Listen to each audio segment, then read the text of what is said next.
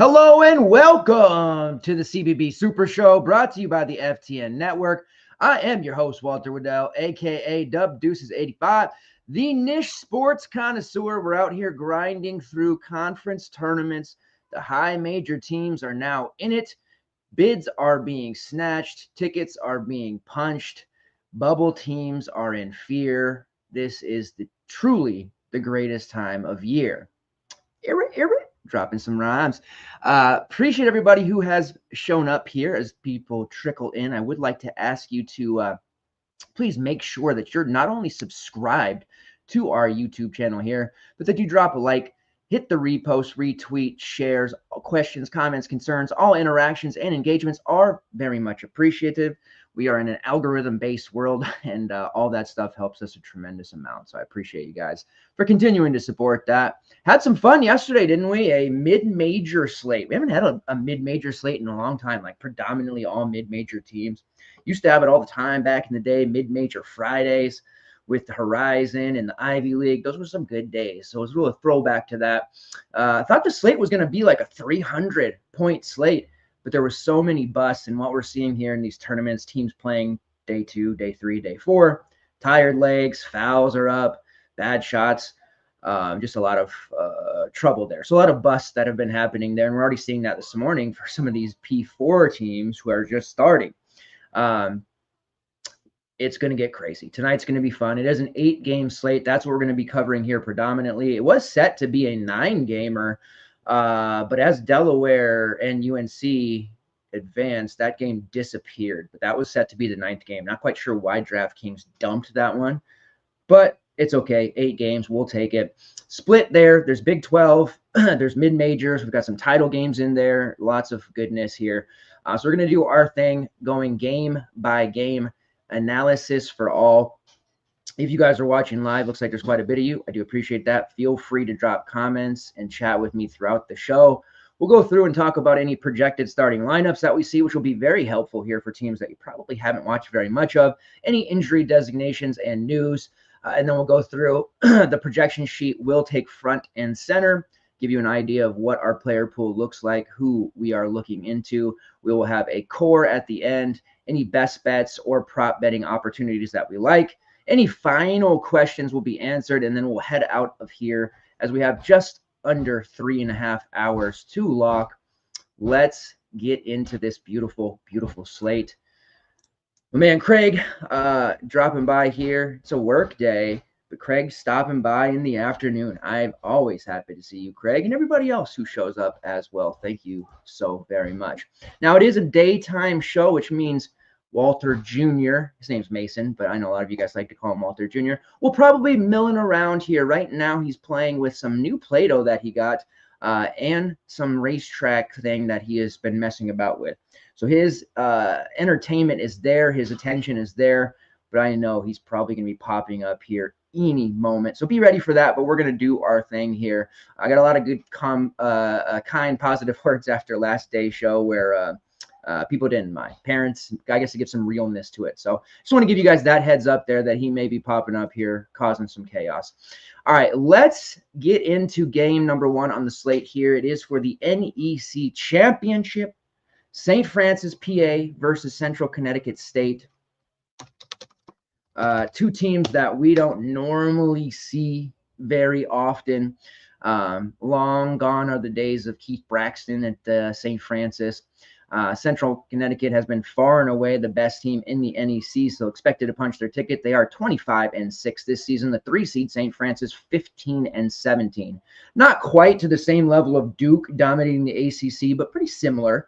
Both happen to be Devils, too. It's kind of weird, kind of eerie. But yeah, the Central Connecticut team projected to win, or favored by, I should say, 11.5 points. It's a total of 134.5. One thing you're going to see on this slate is a ton of lower totals, some defensive-minded teams. And again, teams that are just going to be tired after playing multiple games in a row. Projected starting lineups here for St. Francis: Riley Parker, Damar Kelly, Chris Moncrief, Juan Cranford, and Valentino Pineda. On the Central Connecticut State side, Jaden Brown, Jordan Jones, Abdul Momo, and Devin Haight, along with Joe Ostrowski. Let's get rid of our bells and whistles. Pull up our handy dandy projections. Blues Clues, for those that don't know. All right, here we go. Dun, dun, dun, dun. So you can see there's not a ton of excitement here in terms of guys actually projecting well. Jordan Jones sitting there at 7K does carry a 4.3x projection, which is pretty solid. We definitely like that. 6-foot point guard. Does have a shot rate of 28.2%, 10th best in the NEC, and a usage rate of 27%, which is 6th best. And he has the #1 offensive rating in the conference and plays 23rd most minutes. He's also shooting 43% from long range in conference play, which is good for second. Overall this season, he's 33%, but he has been outstanding. Their top guy, their go-to guy, and a price of 7K is definitely reasonable and affordable for him here against St. Francis. Go through his logs and see in the game against FDU a couple of days ago. I really like that Fairleigh Dickinson team. My boy Terrence Brown, who I bet will hit the transfer portal. They got pushed. It was a 76-72 win for them over FDU, and you see he scored 17 real. Didn't have that many peripherals, but he did have 3 steals. He took 12 shots, and you'll see 4 of his last 5 he has taken double-digit shots, and he has scored at least 15 points in 4 of those last 5 games as well. So he's going to score a ton, and at 7K, he's definitely a guy who is going to put up at least 28 to 30 here, and it's just a matter of how much more over that. He does get assists. He does add steals. He does a little bit of everything for this team, and he's a very obvious start to the slate. I think people might gloss over him a little bit just because there's some more name recognition and there's some more known commodities here with the higher major teams. So I do feel like a game like this with a lower total gets ignored. And for the most part, it probably should be. Like, I don't like really anyone on the St. Francis side, but Jordan Jones has that feel, a classic posh play in the 7K range, a scorer type. Last time they played St. Francis was on the 15th of February. In 31 minutes of action, he put together a very, very dominant performance. 24 points, 4 rebounds, 7 assists, hit 3 triples, and he put up a 42. And that was during a stretch of 4 games where he was putting up 30 or more fantasy points in each. So definitely on board here. I think he is going to easily surpass 4x, and I think he might even hit 5 or more. So I love Jordan Jones here. Not even the most expensive player on his own team, which is even better, right? That goes to Devin Hade, who is there at 8.5, coming off a 50. He dropped a 29-5-3 game against FDU. He doesn't normally put up 50s, so that's not necessarily an outlier. He's definitely put up some big scores, but this is a player who's typically going to be in that mid-20s, lower 30s range. Definitely solid. Makes sense in GBPs to get some exposure there, but Jones is just such a better overall play in all formats for me. I just trust him a lot more. And the rest of their starting 5 is solid as well. Momo there at 6'7", Brown at 6'3", and then you have Ostrowski at 5'4". Momo does feel weird saying Momo, that weird, creepy meme. He's been pretty solid at 6'7", a little bit pricey, but definitely against St. Francis, have to give consideration. As far as anybody on the St. Francis squad goes, our top projected play is Valentino Pineda. They're at 6K, almost a 4x projection. I don't mind Pineda as well. More of one of those kind of alt builds. We're not going to start with him. He's the 3rd most expensive player on his team, but he has been rock solid for them. I just think he lacks some of the qualities of other players on this slate in that range as well. And when you look at what he's been doing in conference play, definitely solid. He had about 25 in their last game against Central Connecticut, which is fine at 6K. Definitely gets the job done, but I think we can do a little bit better here. But he is the one and only play for St. Francis that I would trust. All right, let's move on to our next game here. We're just going to rapid fire as much as we can. Youngstown State versus Robert Morris. This is the Horizon League Finals.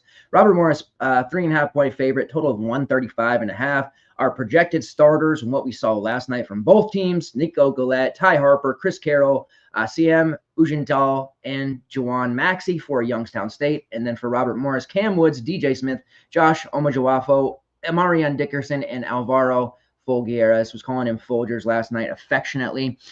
Definitely like Robert Morris. Our free best bets piece that is dropping here shortly have Robert Morris -3.5 as our top overall bet. I should say my top overall bet. I like Robert Morris to not only win the Horizon League title tonight, but also to cover here. Definitely going to be a close game. Now, these two teams have played each other very close. The season series is tied 1-1. Youngstown State went on the road, beat them 72-58, and then they lost at home 72-70. So you might say, well, that's close. They won. Why would you take them there -3.5?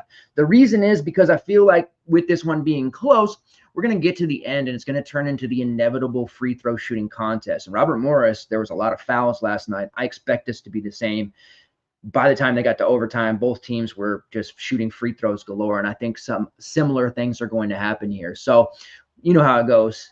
Get 2 free throws. Other team comes through. If they brick a 3 and rebound, get 2 free throws. Like that just easily can get to a 5, 6, 7-point lead. That's kind of what I'm banking on here for the Colonials. So they are my best bet.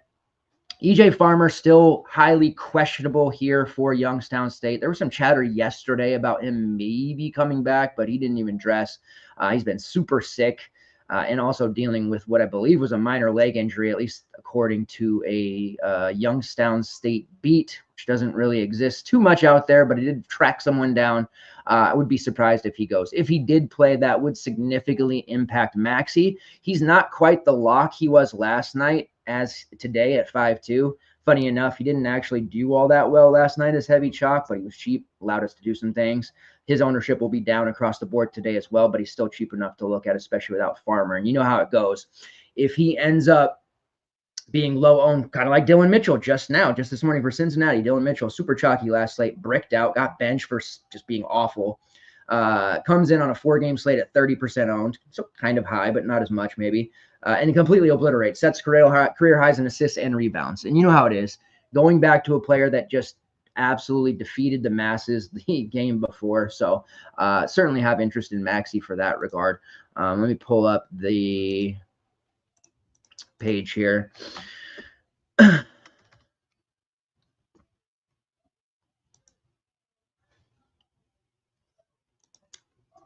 can't even remember my own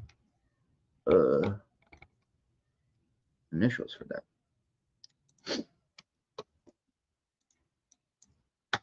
Romo. All right, there we go.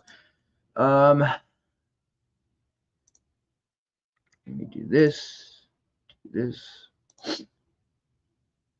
All right, so you see Maxey at 5-2 with over 30 minutes, still projecting one of the top values on the slate, so he's not super expensive by any means.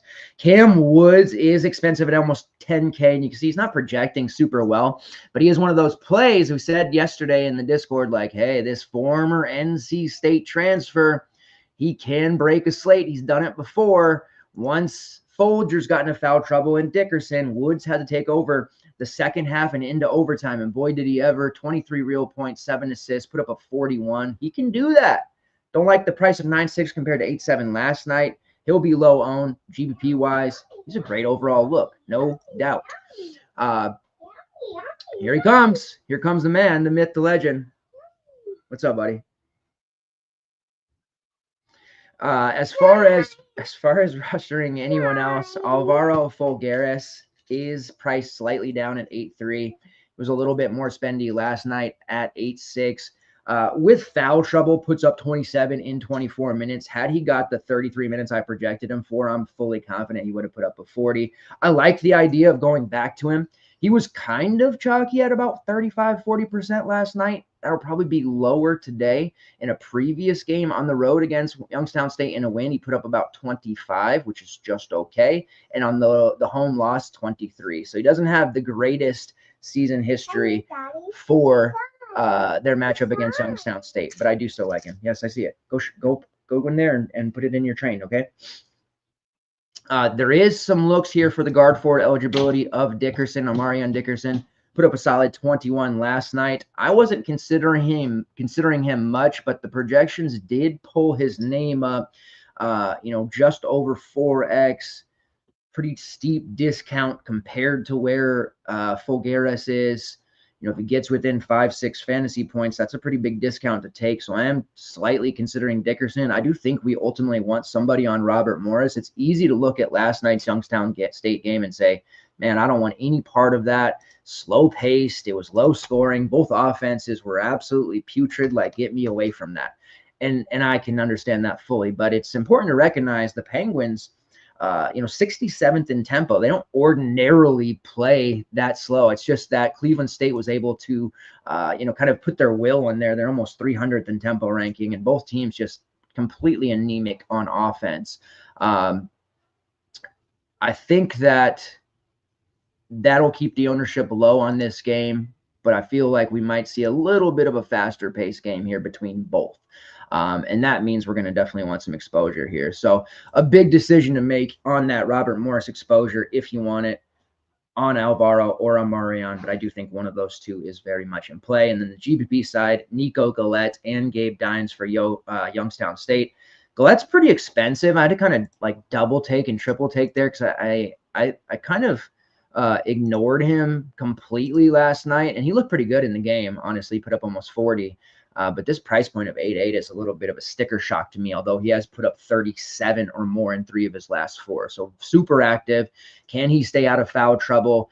I worry about him, or I worry about Alvaro having to guard him. So I'm a little bit concerned because Gillette is very active, gets to the lane with ease, grabs rebounds. So definitely one of those situations where I've been being just smacked around the face by foul trouble, and I'm a little bit skittish there. But I definitely think we need some exposure to this game. Yep. All right, so moving on to the next game here. This is going to be Syracuse versus Florida State, ACC. It's begun. Really no chance of anyone besides Duke, maybe Clemson, maybe Louisville, right, of winning this ACC tournament. But Syracuse versus FSU, some fantasy goodness to be had here. The Seminoles are 3.5-point favorites. It's a total of 149.5, so we're away from those 130s and nastiness that's going on there. Projected starting lineups here will say Jair Davis, Juan Carlos, J.J. Starling, Eddie Lampkin, and Lucas Taylor for the Orange. For FSU, Jameer Watkins, Malik Ewan, Taylor Bowen, Chandler Jackson, and Justin Thomas. Daquan Davis is questionable. He didn't miss last game, and that allowed for a ton of minutes for Justin Thomas. And it might surprise you. Maybe it won't, because Syracuse has been a fantasy-friendly unit. But a lot of FSU guys are projecting quite well. I don't want to get involved with a major stack, 3-4 players of Florida State, but we're definitely going to have to use some because the projections are way too good to ignore. And we know it's Syracuse. How motivated are they going to be here? Maybe Florida State trying to end their season on a positive note. We want exposure. Malik Ewan is expensive, but not too expensive at 8K, and he projects nearly 40 fantasy points. He has been great. A double-double seems inevitable here. Going up against Eddie Lampkin, that can be tough. Lampkin has been a rebounding machine for the Orange, but we have consistently seen players do very well against the Syracuse team, and Ewan's name is right up there at the top. Jameer Watkins, more expensive at 9.2, but another guy who could put up 40 in this spot. Now we have the values. Justin Thomas is there at 4K, and we have Chandler Jackson at 3.9. Now, Jackson and Brendan Howson, who's also on this slate, they continue to project well because they're so cheap. But, man, they're just absolutely killing us whenever we try to roster them. Jackson, man, he can barely get to 10 fantasy points these days. So full season with what he normally had done, yeah, we can roster him and feel pretty good about it. But when you extrapolate the last 5, 6, 7 games, it's actually very horrible. This spot against Syracuse should be favorable, and if Daquan Davis can't go, I would expect him to play over 30 minutes. Their last game against Syracuse, he played 28 minutes. He put up a respectable 17. I'll take 17 at this 3.9 price point. But again, I don't want to get in a situation where I'm stacking up FSU guys, especially not values. Like, if you're using Thomas, then don't use Jackson. If you're using Jackson, don't use Thomas. I think playing both together, this is not one of those spots you want to do that. And with Arkansas, Jonas Idu, Trevon Brazil for the last 3 or 4 slates without Idu, Tiero, I've just been playing both, and it's basically been working. This isn't one of those spots. Thomas there at 4K. He's a little more intriguing because he takes shots and he does a little bit more, and he's kind of looked the part or been more aggressive. So I think I probably would like Justin Thomas over him more, but I absolutely like Malik Ewan. And when it comes to that decision on a guy like Alvaro, who I really like for Robert Morris, or Malik Ewan, I think it's kind of a no-brainer. Have to go to Ewan. I think the field will feel that way. So I expect major ownership on Malik Ewan, over 50%. It's going to be a very tough decision there. Maybe I'll just play both, but I certainly recognize Malik is in a great spot here. And then Taylor Bowen, expect him to go back in the starting lineup. He's priced at only 5.8, which is the cheapest he's been in a long time. He missed some time there. They had their senior day recently, which he came off the bench and played under 22 minutes. Probably more of a GPP look there in that mid-range for him, but it's definitely an ideal target for our alt builds. As far as Syracuse goes, nobody really ever projects well for me these days from Syracuse. I mean, Eddie Lampkin's 9K, but he's been an absolute monster. JJ Starling, at 7'6", he's very capable, high usage guard who's going to have to score a lot here for them to advance. Those are typically going to be the two that you want to look at. Starling's been pretty average the last 4 or 5 games, which is why this price has dipped. Jair Davis had a really nice game against Virginia in 34 minutes, 15, 4 and 4 for 30. He's put up 26 or more in 3 of his last 4. So definitely worth looking at Jair there. And then with Elijah Moore questionable, we've been seeing more and more of Juan Carlos. He's up to 5.2 now, but he's steadily been putting up 20-plus fantasy points in 4 of his last 5 since stepping in for Moore. So there's some looks here for Syracuse if you want it.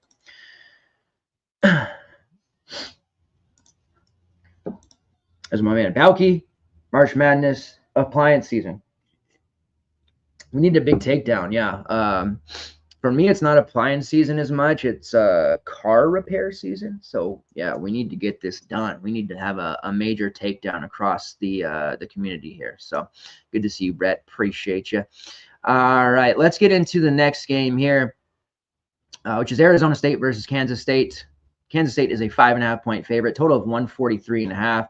Projected starters here, Coleman Hawkins, Doug McDaniel, David N'Gasson, Max Jones, and Brendan Housen. On the ASU side, man, it has been a struggle getting anywhere near a full roster for them. Josana Sanon, Alston Mason, Bashir Jihad, Sean Phillips, and Amir Ali. Those will be your starters most likely here, as multiple players such as Jaden Quaintance, Adam Miller, both questionable. We know BJ Freeman is out. K-State has everybody available to them now. And this ASU team is one in which, every time they're one of those 4 that I talk about all the time. When they're on the slate, you can stack against them pretty confidently. It was stacked for and against, but now they're so short-handed, and I really don't like the roster that's available. So you can definitely get involved with some different pieces here. Okay, come over here. Come on, this way. Walk over here. Here, come on. Go play your trains. All right, so you can look here and see Housen's all the way down to 3.6. So obviously he projects like super well, because earlier in the season, especially in the non-con, he was putting up some really good numbers, respectable numbers. He hasn't been as much, and that's why his price continues to torpedo into the toilet.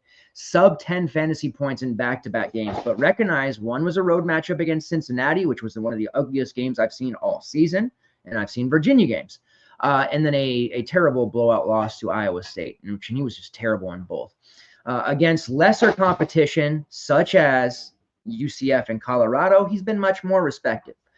They did just play ASU on the 23rd. It was 66-54. It was a bad, grotesque loss for K-State, and he wasn't very good in that one either. But if you go back to the February 4th matchup at ASU, he put up a really respectable game of 12 points, 4 rebounds, hit 4 triples. You got to come around this way. Come on, bud.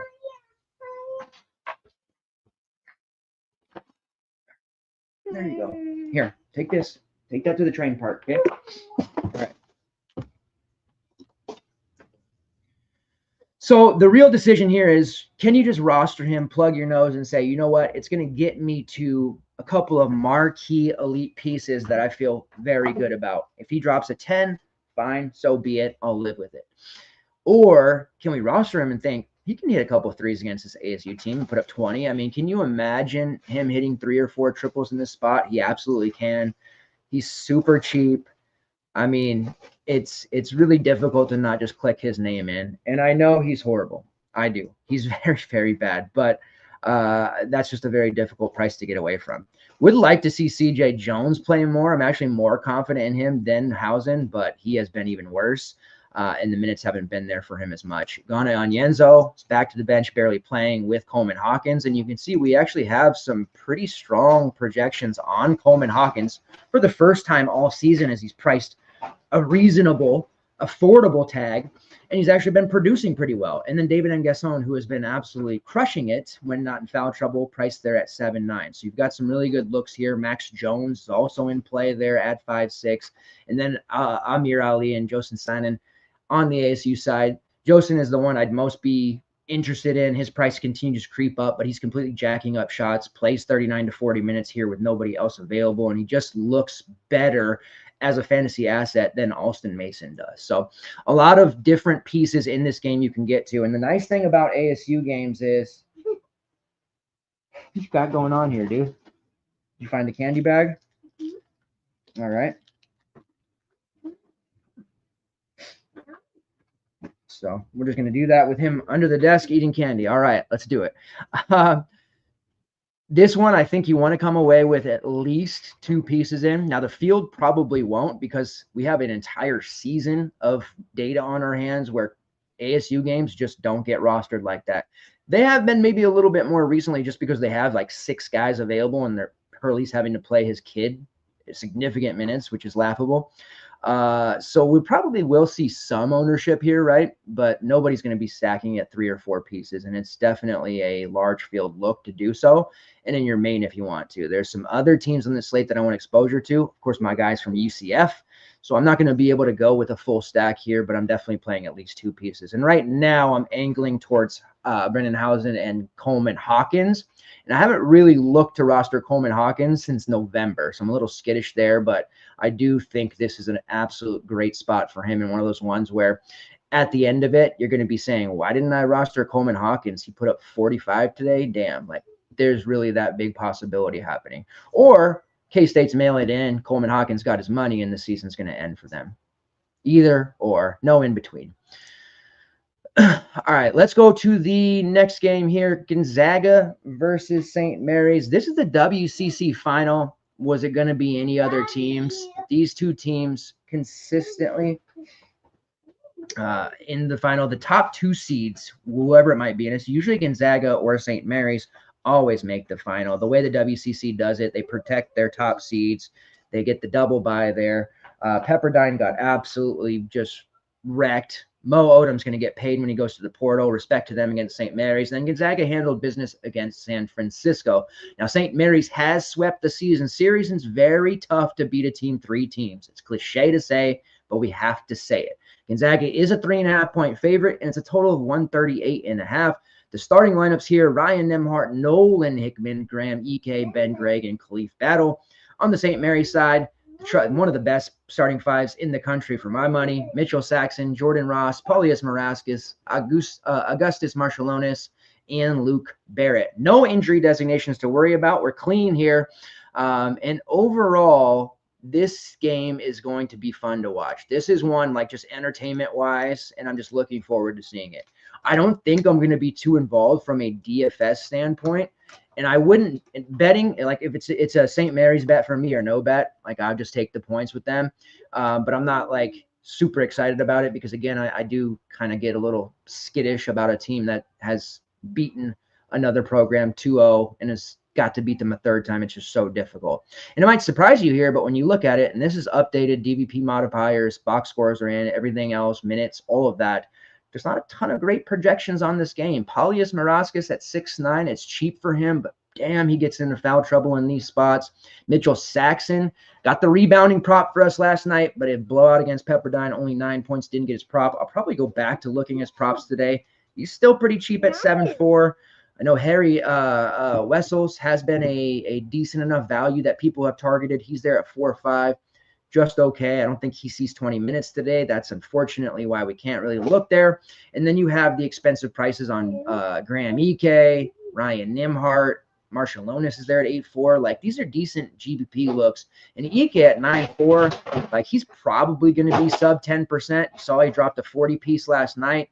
He's a great look here against St. Mary's. He had some good performances against St. Mary's this season, and he's done a really nice job of getting Mitchell Saxon into foul trouble. So if Saxon and Maraskis end up on the bench because of foul trouble, Ike is going to run absolutely rampant. I just don't think I have the salary to get there for him, but I definitely recognize there's some GPP optimal upside here with this game. Daddy, are you?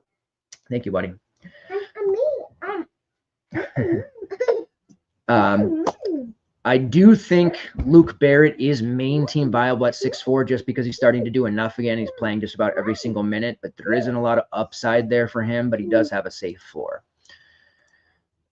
Overall, I think St. Mary's does win the auto bid against Gonzaga. We'll see how it breaks down, though. All right, next game on the slate here, Montana State versus Northern Colorado. Northern Colorado is a 5.5-point favorite, and it's a total of 145.5. Now, this is a game we're going to want plenty of exposure to. Northern Colorado over the last few years, Dalton Connect, has been just a great DFS team. They have been on multiple slates late in the season like this during conference tournaments. They're just like the team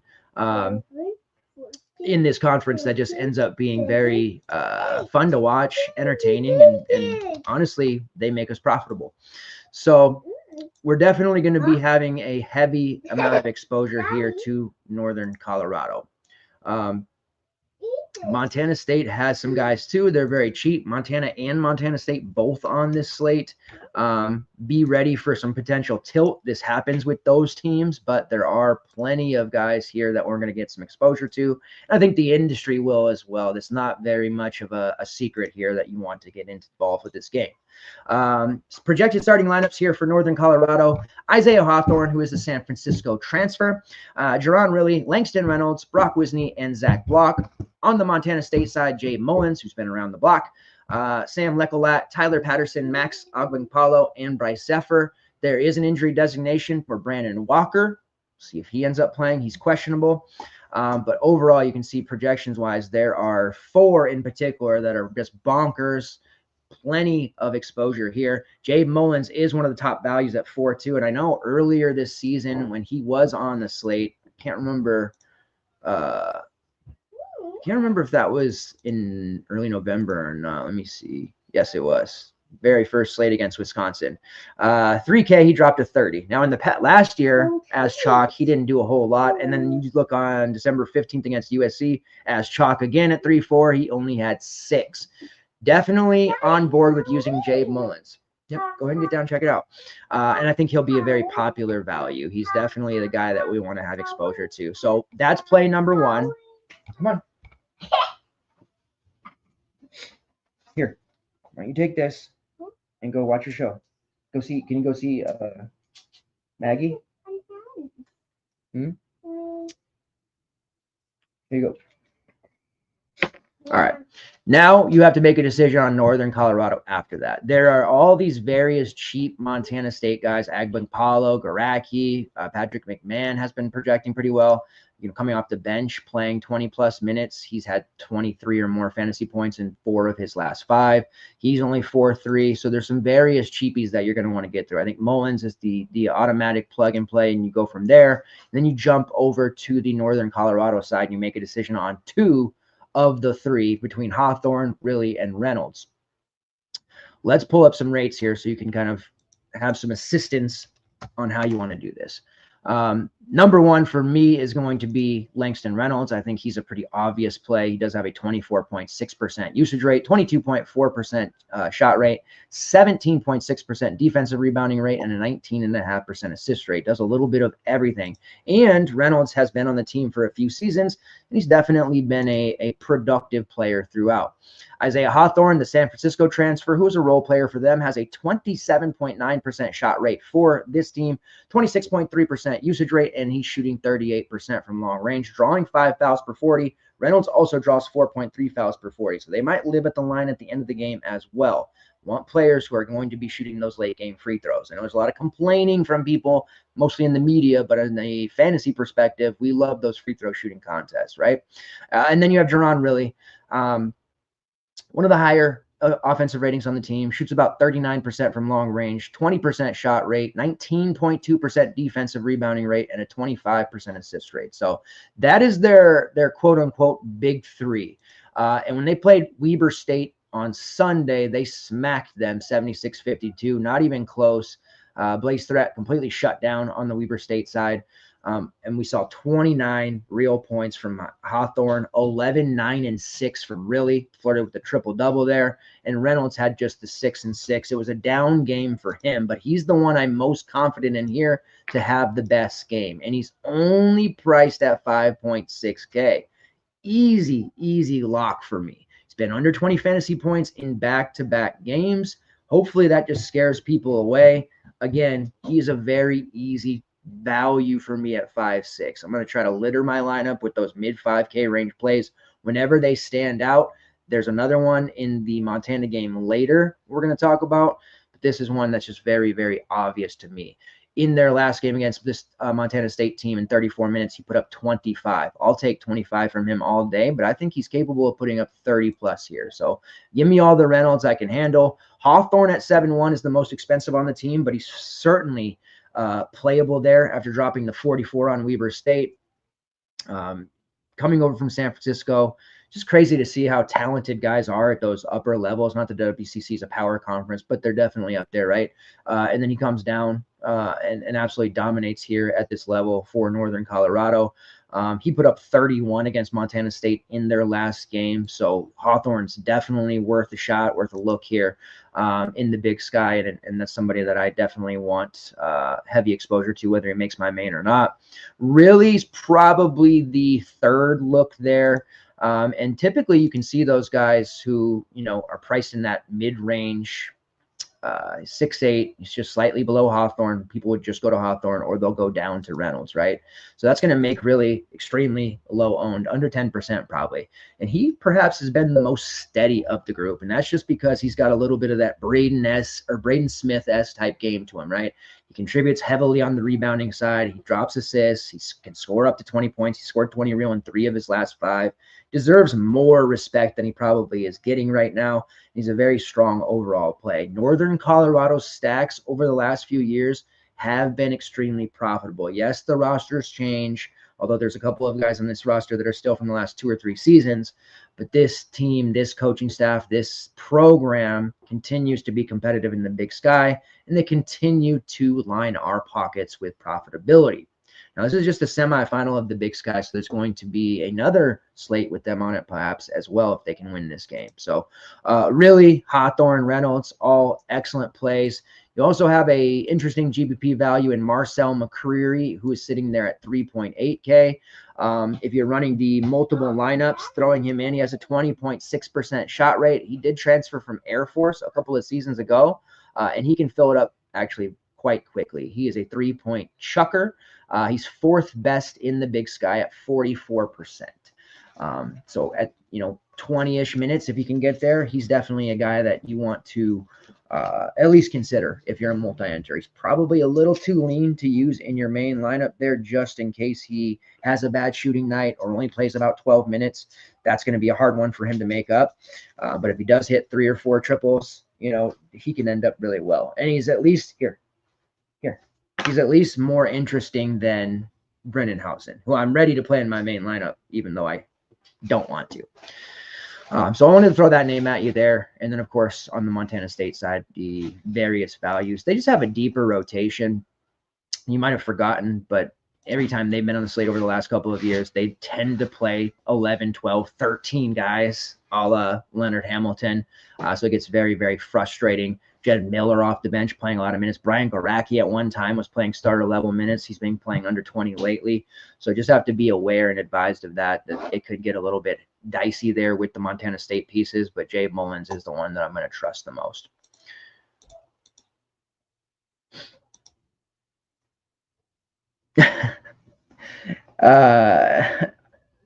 Alex says, "What's your FTN buyout? We're looking for a coach. Red is your color." Yeah, I could rock some red. I'll be some NC State. I'll be playing Paul McNeil and the Parkers 38 minutes a game. So if you can handle that and you're fine, yeah, I'll take the reins. I'll just be playing them 3 the entire way.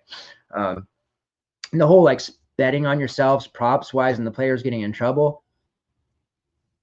Why are they playing their own accounts? Not that I would ever encourage someone to do something unsavory, but why on the hell are they playing prop betting stuff with their own names and accounts? has to be somebody out there willing to play for them. But yeah, man, I am excited to see what the Wolfpack do. But I'm also scared for you to see what the transfer portal does. So I just went through this with the Huskies. So my brother, in this could get dicey for you, but you know what? I think there's light at the end of the tunnel. All right, let's get to the next one here. UCF versus Utah. A UCF slate and an ASU slate. My goodness, this could get fun. This could get high scoring. Although last night I thought it was going to be very high scoring. Kind of jokingly said it's going to take 300 to min cash because of all the busted prices and min price options, but it ended up being a low scoring slate because of all the busts. 198 ended up cashing.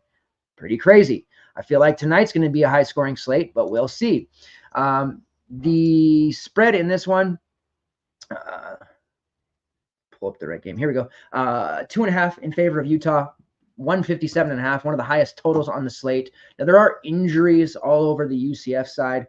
The projected starting lineup right now for them is Darius Johnson, Keyshawn Hall, our guy, Motiam, Niles Makowski, and Tyler Hendricks. On the Utah side, Gabe Madsen, Ezra Azor, Jake Wallen, Lawson Lovering, and Mike Trevorgems.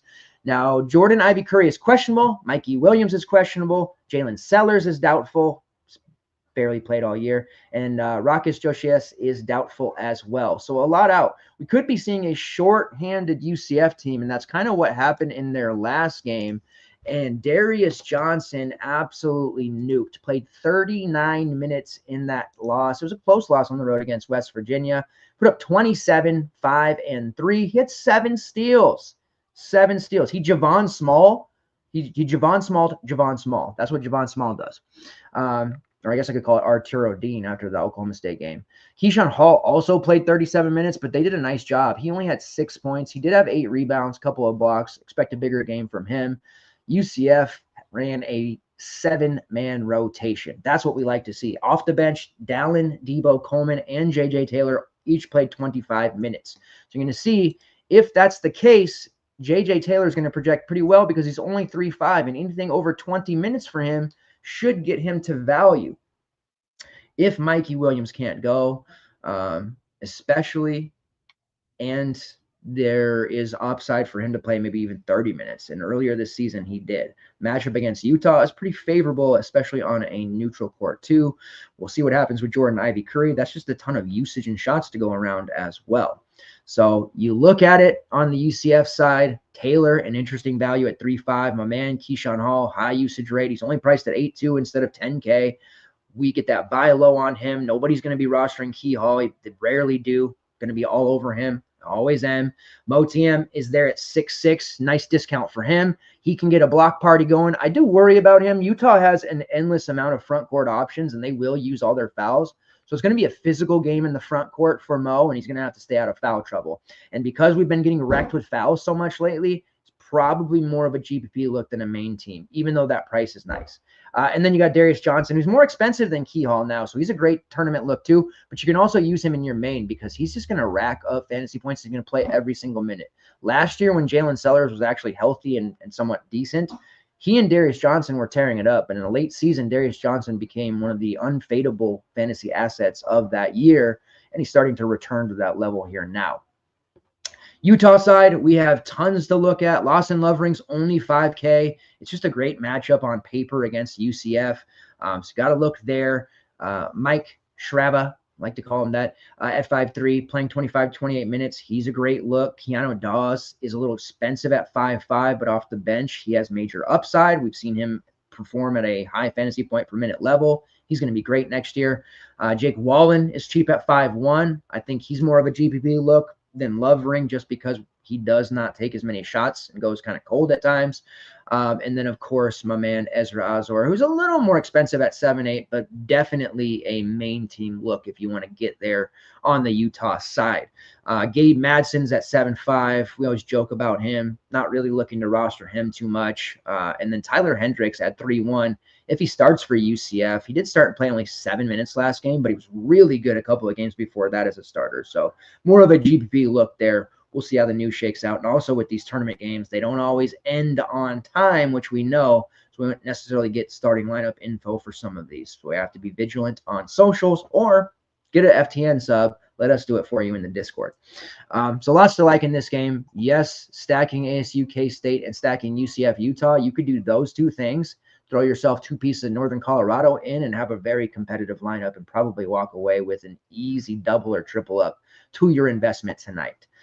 All right, let's move on. Last game on the slate. It's Idaho. Idaho is still in it, my goodness, versus Montana. Total of 146.5. Montana is a 6.5 point favorite.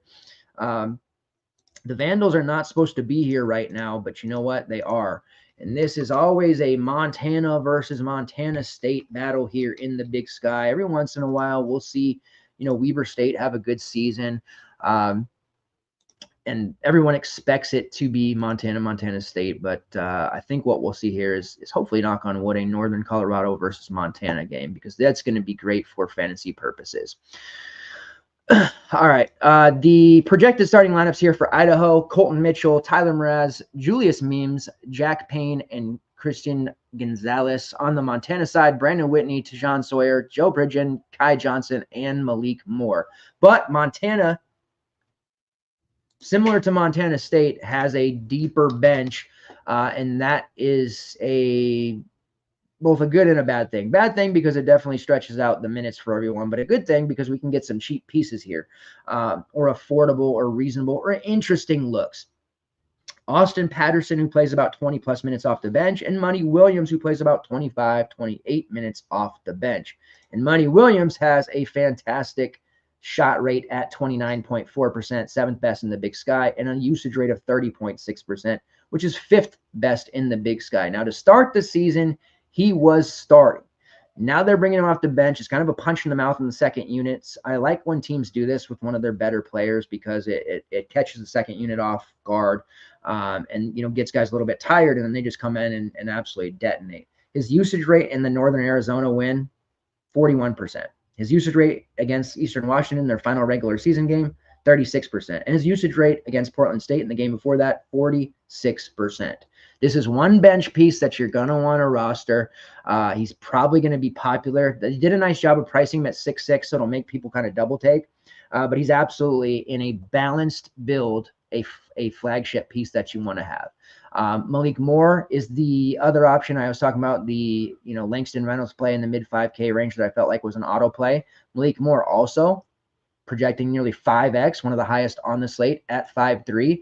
He does not have the rates that Money Williams does, but he finds ways to be productive pretty much every single game. And as a starter, he's going to get 30 plus minutes with ease. He transferred over from Pepperdine the last couple of years as a kind of, role player on their squad. Has a pretty strong 3-point marksman rate, 44% from long range, 3rd best in the Big Sky.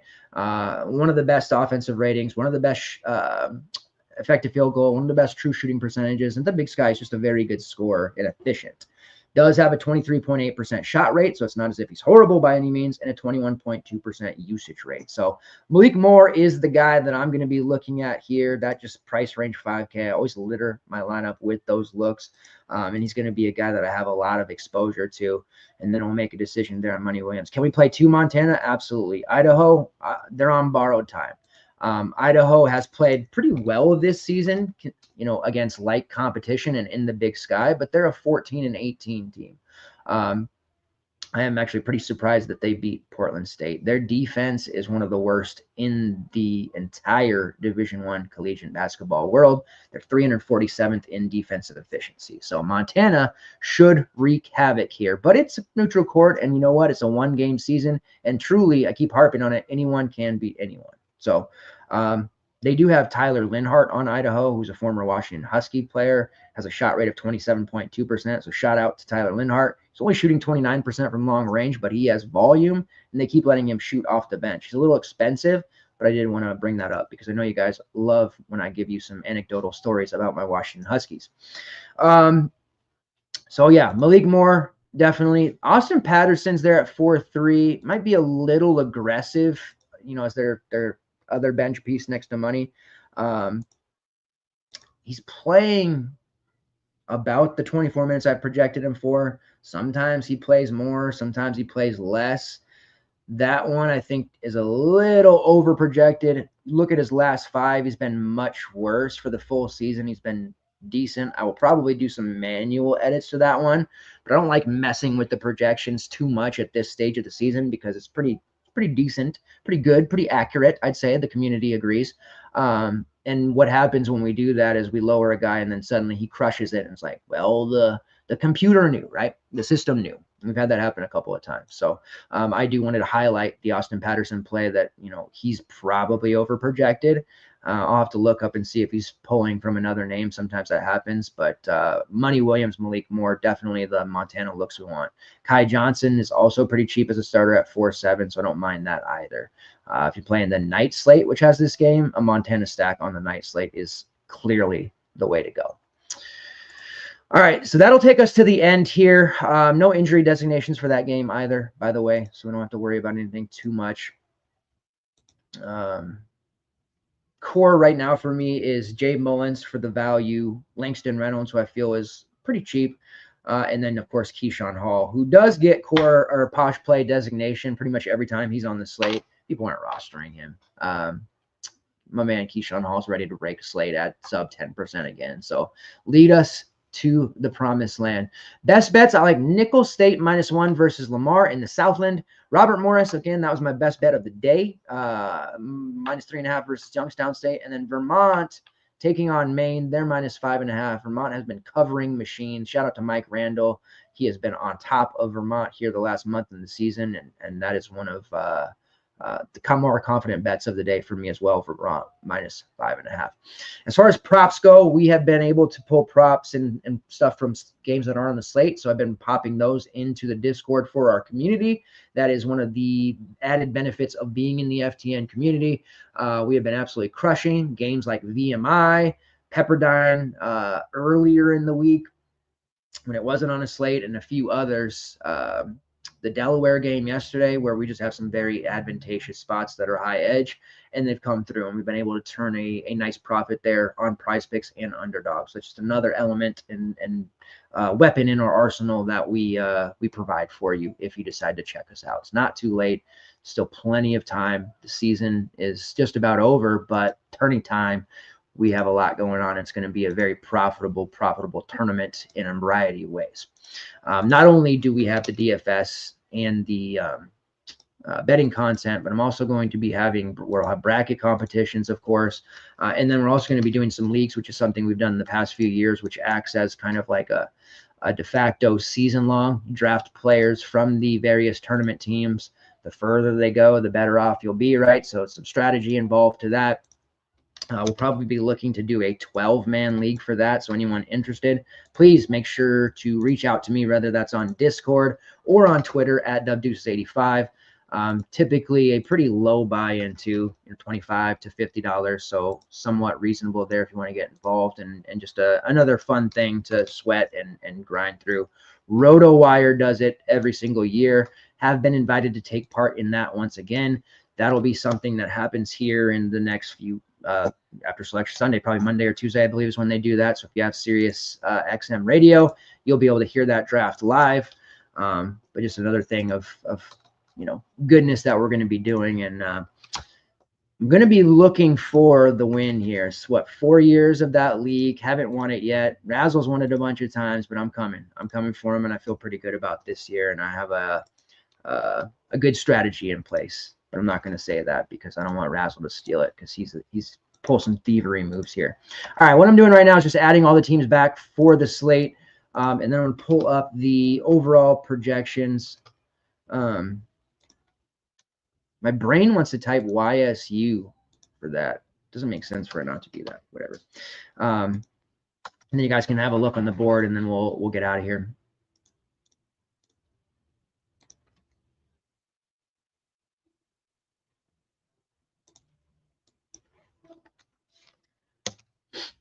All right.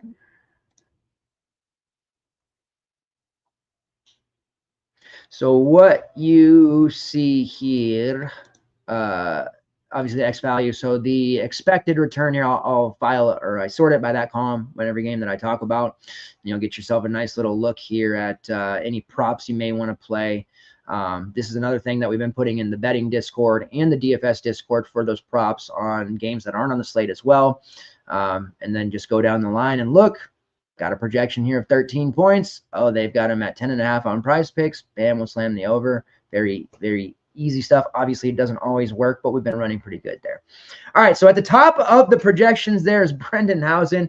Housen and Austin Patterson, again, temper expectations. I'll probably kind of manual those two down a little bit. Jabe Mullins, Malik Moore, Langston Reynolds, Lawson Lovering, those ones who are projected well. On top, those ones I do believe in. Those ones I feel pretty good about. And then you got my man Key Hall there at the top as far as payups go. Malik Ewan, David Ngason, and Coleman Hawkins. You can build a very solid lineup from that group and feel pretty good about it, and then get yourself some alt exposures to some of the other teams like Gonzaga St. Mary's, which will be probably a bloodbath. Lots of upside in that game, sure, but lots of bust potential as well. And then you have that really intriguing Robert Morris Youngstown State game. That's just going to be an absolute war.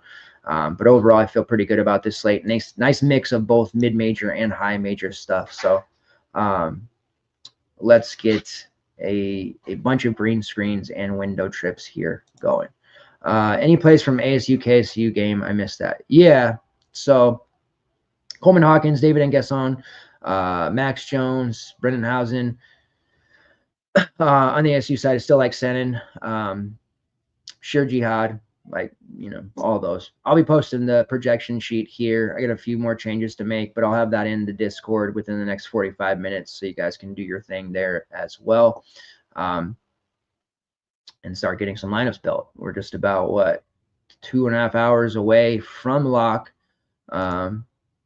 There is also a night slate. It just chops off the back half of this slate. So if you brick out early, you have that opportunity to step back and play that. I will file a night slate projection just to have it for those that want to play. And then obviously tomorrow we'll have another slate with a bunch of Power 4, Power 5 games broken up in an early and night slate there and a main. So expect a lot of games there the rest of the week.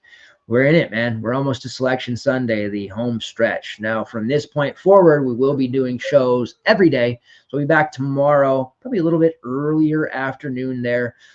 This Friday show will be night. And then, of course, we have the Selection Sunday show, which is going to include Adam. Raz will show up for that. We'll have a couple other people just hanging out and talking brackets, talking matchups, and all of that stuff. So please make sure you're following me on all social media platforms at DubDeuces85, at FTN Fantasy as well. Lots of short form video content coming down the pipeline. Just had a 3 players to watch in conference tournament video coming out, or it actually came out. We'll have one for the big dance as well. Upset specials, brackets, pick shows.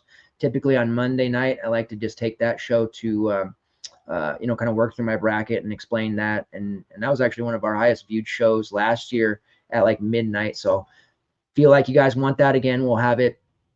And then, of course, Tuesday, NIT play-in, Wednesday, NIT play-in, and then next Thursday, round 1, we're in it. And the next Friday, round 1 games in Seattle.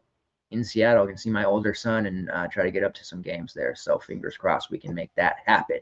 Appreciate you guys who continue to support the Super Show as a whole. You guys are awesome.